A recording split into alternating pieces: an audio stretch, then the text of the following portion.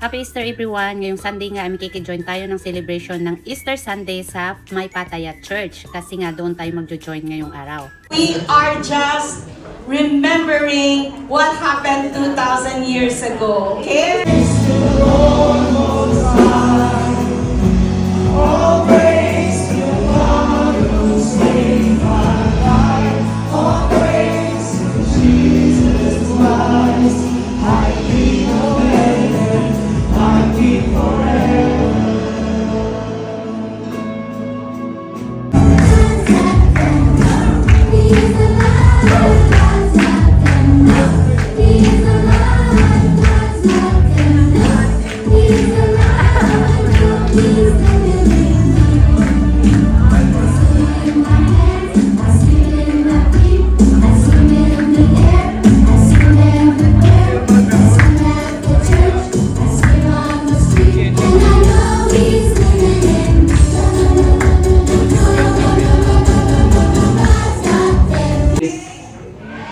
A great day to celebrate.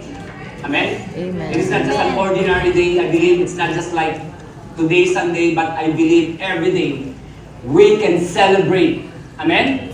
Ayun, may paig hunting din. Kaso nga lang bukya ang auntie at may nagbigay ng egg. At ayan ang nakuha kong pring. At after ng church, nag-imbita ang mga girls na magla-lunch daw kami dito sa Cute Pig kung tawagin ang lugar. At ito'y Korean barbecue. At kung kakain ka dito, alam na this. Ikaw ang magluluto ng iyong kakainin.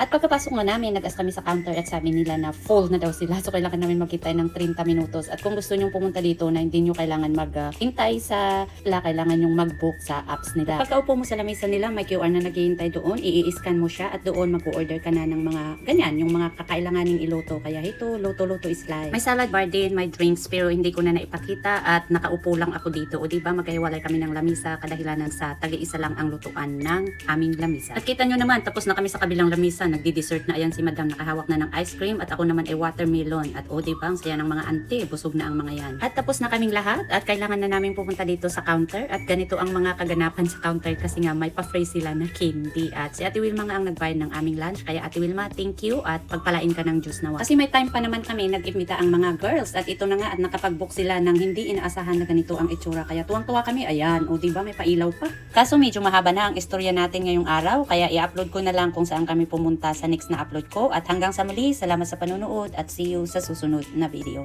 Bye!